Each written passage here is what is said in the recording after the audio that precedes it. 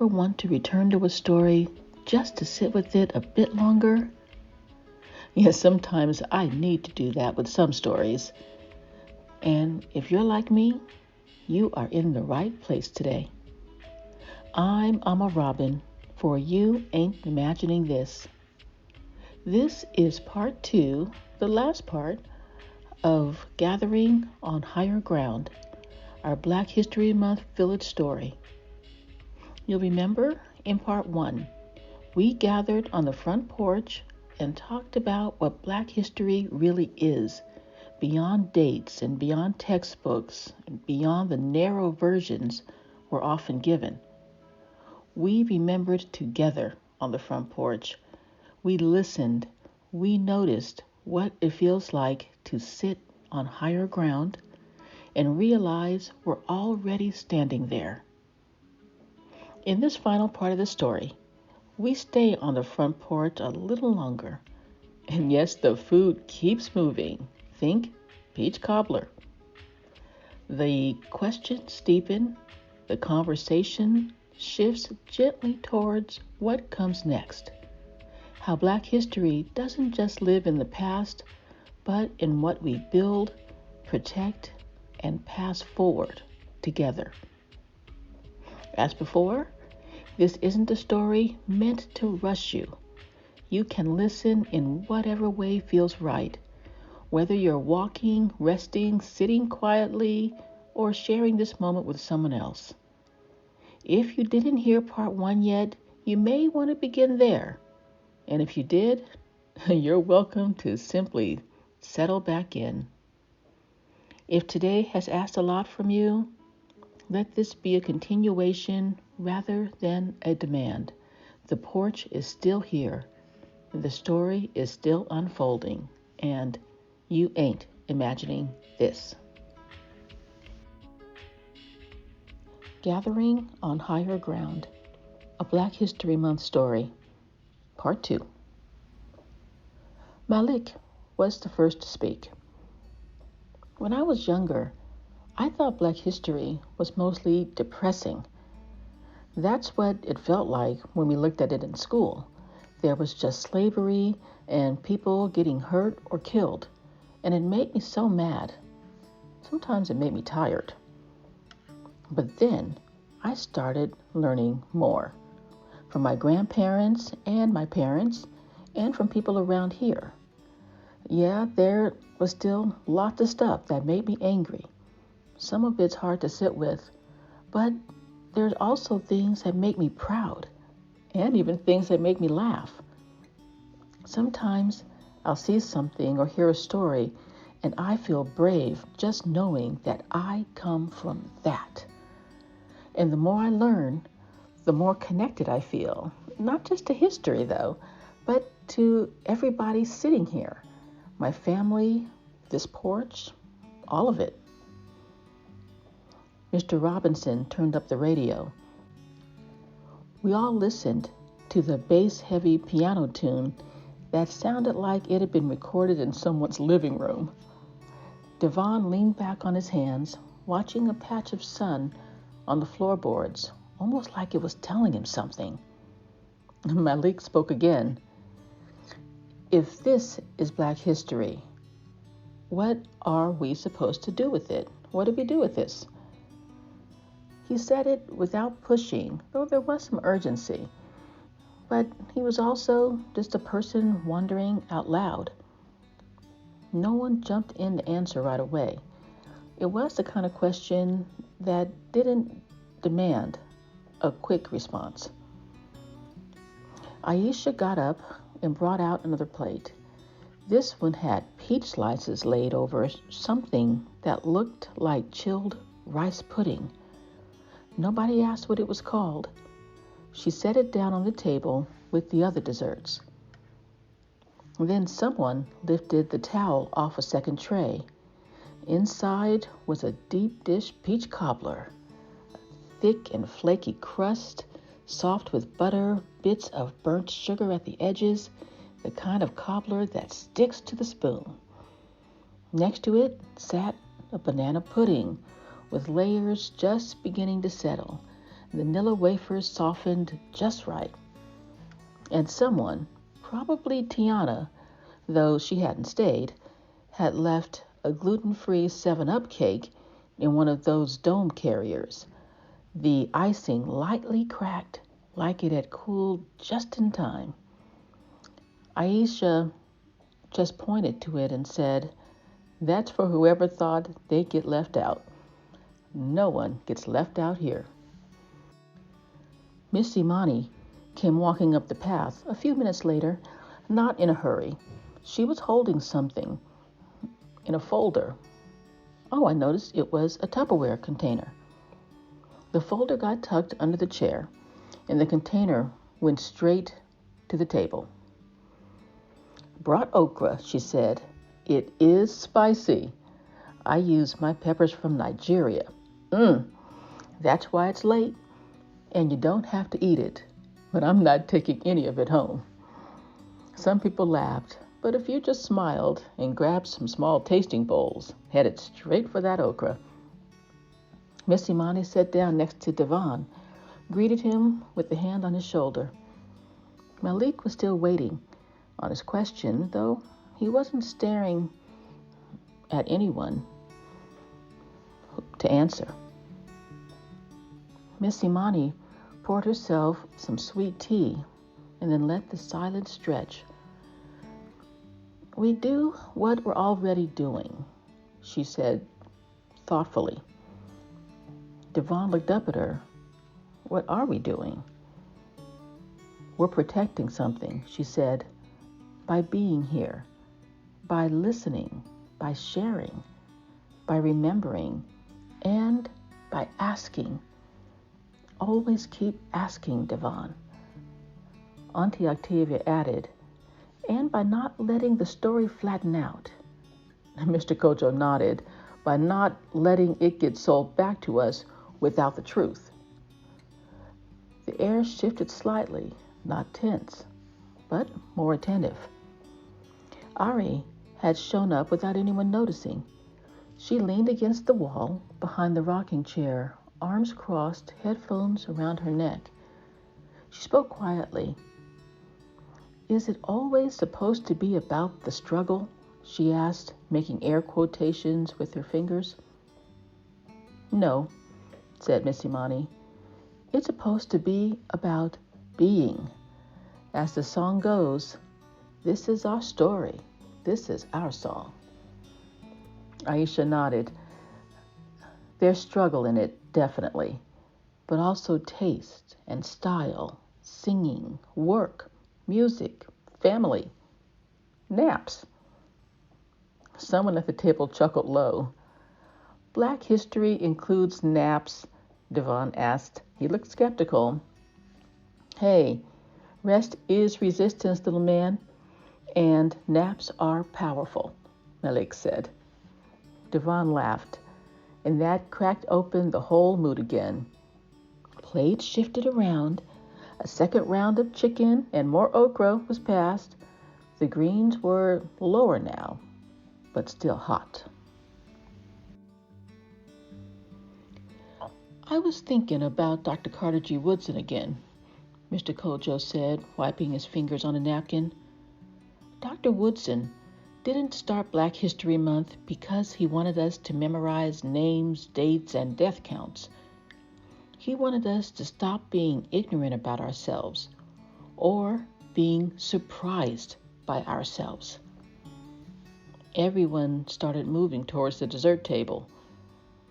Auntie Octavia nodded. "He wanted us to be ordinary to ourselves, that our greatness is ordinary, not extraordinary, and that's what makes us strong." Mr. Kojo leaned slightly forward, looking at Devon and Malik. "Dr. Woodson also said something else, and this really stays with me," he added. He started reading a passage from his phone. I didn't even know he could do that. He read, "If you make a man feel that he is inferior, you do not have to compel him to accept an inferior status, for he will seek it himself. If you make a man think that he is justly an outcast, you do not have to order him to the back door. He will go without being told, and if there is no back door, his very nature will demand one. Mr. Kojo paused. That's what happens when you erase a people's history. When you feed them lies about themselves, they'll believe they belong in the back or at the bottom. He looked at Malik and Devon again. So let me ask you, you want to go in the back door? Malik shook his head. No. Devon answered out loud. No. And then Mr. Kojo asked, do you want to sit in the back of the bus? This time Malik said out loud, no. Devon said no, even louder. Do you want to sit in the back of the class? And then together, without planning, they both shouted, no. Mr. Kojo smiled, the kind of smile that had memory behind it. Knowing where you come from keeps you walking through the front door, and it keeps you deciding who you choose to be. Octavia Butler said something like that too, Ari said, almost to herself. She was always reading, but she stopped to look up from her book for this exchange. She said that the only lasting truth is change. In the book, Octavia Butler emphasized that God is change. I believe that too. Everyone looked her way, not to challenge her, just to let her know that they had heard her. She wrote about what could happen, Miss Imani said, but she was also writing about what was, what's always been, even here. Auntie Octavia nodded slowly. Octavia Butler didn't just imagine new futures. She was showing us how to build them, little by little, from what we already have. That's world building. Aisha added, and world building starts with real people and ordinary things like this, like food, like listening. You make the future by living like it matters today, because it does. She would have liked YAIT Town, Aisha said. Would have written about us sideways. Maybe change the name, though. Oh, she already did, Auntie Octavia replied. And that ended the subject. The radio moved softly between songs. Devon leaned forward, drawing on the floorboards again with his chalk. This time, it looked more like patterns, repeated lines, shapes doubling back on themselves. But no one asked what he was drawing. Miss Imani watched him for a bit and then said, "This is also learning, right this minute." He didn't look up, but you could tell he had heard her. People got quieter for a while after that, but it wasn't awkward, just full. Mr. and Mrs. Robinson shared a look like they were remembering something that they didn't necessarily want to share out loud. Malik stood and stretched. He didn't leave. He just moved to a different chair. And then he said, "Sometimes I forget our history did not start here." Miss Imani nodded. No, it didn't. Not in chains, not in the bottom of ships. We come from civilizations, kingdoms. Like what? Malik asked. Benin, she said. Ife, Mali. Great cities. There were artists, architects, mathematicians, scientists, doctors, long before anyone touched American soil. Aisha nodded. But they barely teach us that in school, if they even mention it at all. That's the point, Malik said. If you know your real beginning, you won't accept the current lie. Auntie Octavia continued. Today, so much of our history is being denied or destroyed. That is no accident. That's called the inferiorization of Black people. It's all based on misinformation, disinformation, lies. Mr. Kojo said, "Museums are great. I really love museums. But one of the best places, I think, to learn history is from my own people, my own family. Just sit down and listen long enough. You'll hear it." I looked up, thoughtful. Audre Lorde once said, "Your silence will not protect you." And she was so right about that. We think that if we're silent about our history or injustice, then we're safe. But that is so not true. We should never be silent about injustice. We should never be silent about our history. Dr. King was really clear on that too. We always got to speak up for what matters. And that is history too, Aisha said. Knowing when to speak, knowing when to sit quiet in a strategic way, but never to be invisible. Miss Imani nodded. I remember W.E.B. Du Bois said that we carry a double consciousness, that we are both Black and American. We have to navigate two worlds. One accepts us, and the other not quite doing that yet. One day, maybe. Liz asked, "What does that mean?" "It means," Miss Imani said, "as a Black person, you grow up being told in 100 ways that you are a problem, that you are the problem. The mainstream believes that about you, and then eventually you might start believing that about yourself. But you're not," said Miss Imani. "I'm not. None of us is a problem.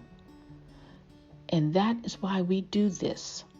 That's why we recognize Black History Month. That's why we're recognizing it right here on the porch."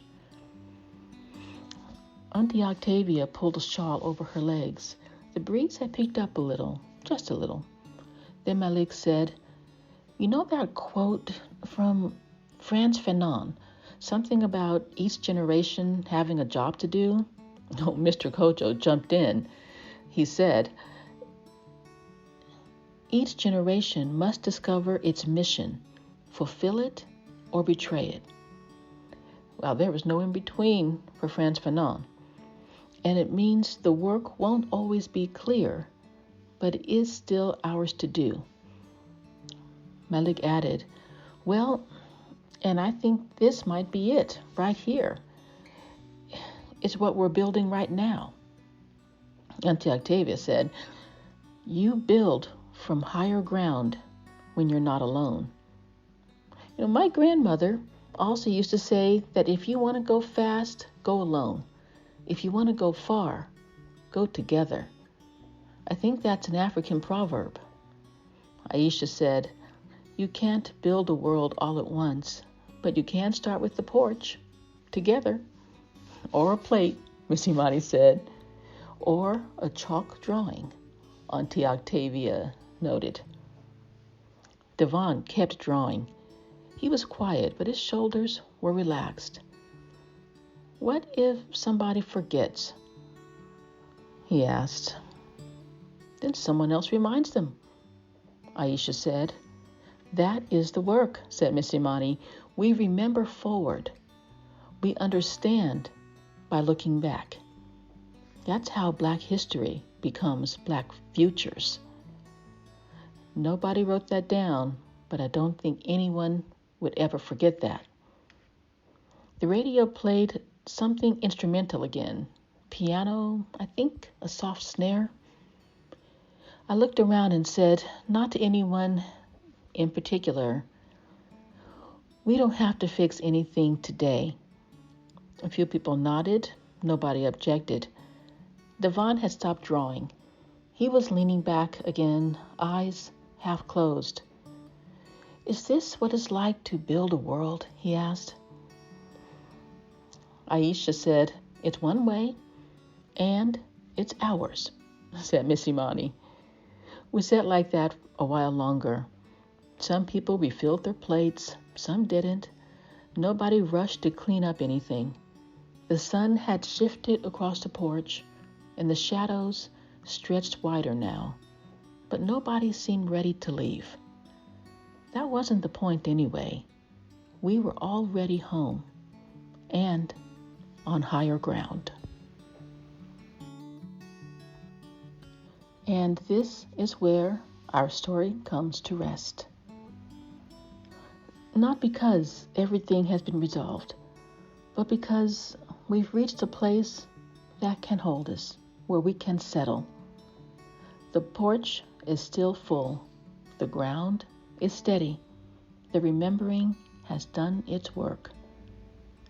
What comes next is not another scene, but a moment to step back and talk about why this story was told, how it came together, and what it's trying to make room for during Black History Month. If you'd like to stay with me, and I really hope you do, we'll move now into the Beyond the Story reflection. And if you need a moment first, that's okay too. Nothing here is in a hurry. Hey, it's Alma Robin here. Thanks so much for listening to the story Gathering on Higher Ground. I hope that you enjoyed it as much as I did.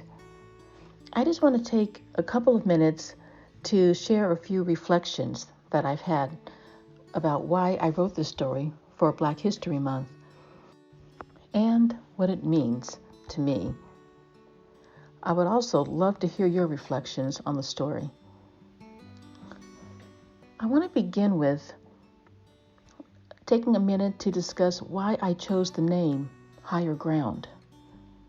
That phrase carries a lot of meaning in Black communities. I've heard it my whole life, and when I heard it the other day again, it really just sat with me. It has been sung, prayed, and returned to again and again. In the song Higher Ground by Stevie Wonder, he sings about reaching a place where no one can bring you down, though they will surely try. And in the old hymn, we hear, I'm pressing on the upward way. Lord, plant my feet on higher ground. Now, I know you didn't want to hear me sing that, so it's the words anyway, it's the lyrics that are so important. Because for me, Black history in America has always been about that search and going for higher ground. Sometimes that meant movement. Sometimes it meant refusal. And sometimes it meant building something new when what existed was just not right for us. And that meant building something entirely new. And so I can see people, the formerly enslaved people, creating new towns for themselves, creating new schools, creating schools for themselves, creating churches, doing so many things to reach higher ground and doing it together. So that's why the Higher Ground name just really stuck with me, and I felt it was right for this story. But just as important is this realization that we're not always searching for higher ground. Sometimes we are already standing on it. I wanted that to come through, like on the front porch, that there were many places in YAIT Town they could have met, and they all would have been perfect. And being on the front porch, all of them together, with everything that people brought and were feeling and were sharing, that was higher ground. And that understanding, I think, is important, especially during Black History Month, because this month cannot just be about listing contributions, though that is really important, or about the struggles or victories and losses. Those are all important. But it's also a time to practice world building, to imagine and practice the kind of world that we actually want to live in. Gotta pause for that for a minute. And yet, I realize imagination, as powerful as it is, and I'm a big imaginator, imagination alone is not enough. As Angela Davis reminds me, maybe us, reform of an unjust system is not enough. It's not sufficient. What requires is a complete remake of the system, of the world. And you know Angela Davis, she used the term a complete revolution. Reform is not enough. Revolution is what's needed. The theme of Higher Ground gives us both a visual and a direction, something to move toward and something to recognize beneath our feet and in our hearts. Now, some people have asked, are you going to just write up something, kind of a lecture about Black history and about Black History Month? And I thought about it, and I realized the way that I get touched most deeply and most meaningfully is through stories. And that's why I chose to tell this as a story rather than a discussion or a lecture, because stories allow me, and I hope you too, to enter a world, not just think about it. They let us sit inside of it, to feel it, to experience it, to notice what's happening in the background, to notice what's happening inside ourselves, and to decide what kind of future feels possible. And living that future really helps with that. And stories, for me, bring it to life. Now, Devon plays an important role here. I feel very connected to Devon. When I was young, I feel like he's a lot like me, or how I was. When I was young, I didn't feel that I was allowed to ask questions, to be skeptical, to be confused, or to challenge systems, really, or even to dream or visualize something different.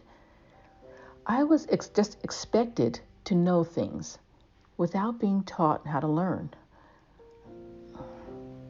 and without being allowed to ask questions.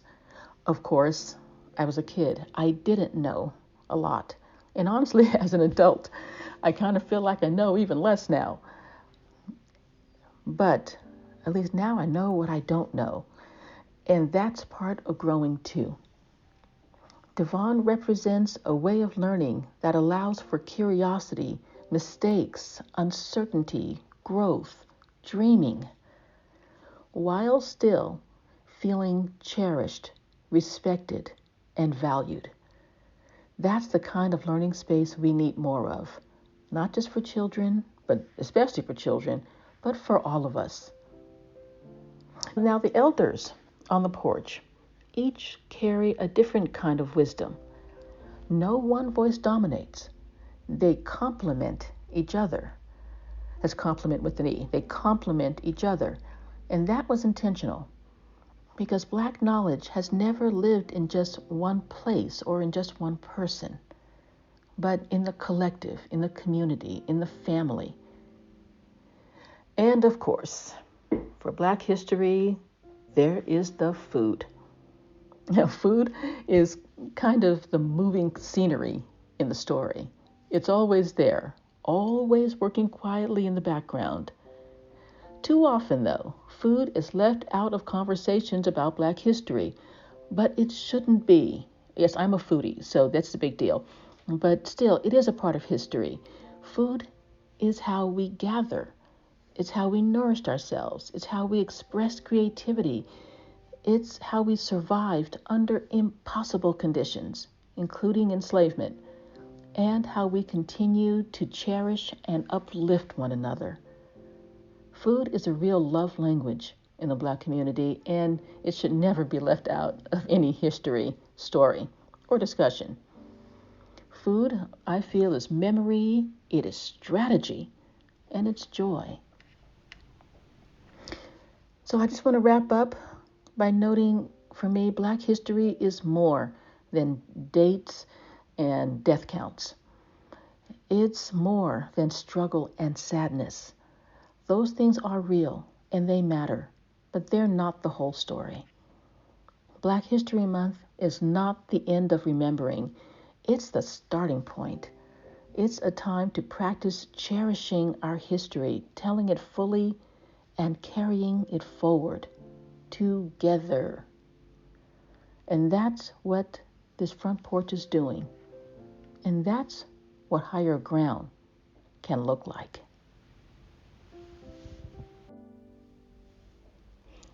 Asante Sana, thank you for listening and taking this time to gather on higher ground with me.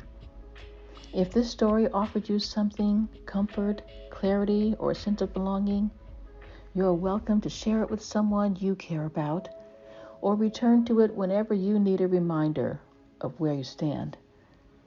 I'm Amma Robin. Until next time, take care of yourself, take care of one another, and remember, you ain't imagining this. Ashe, family.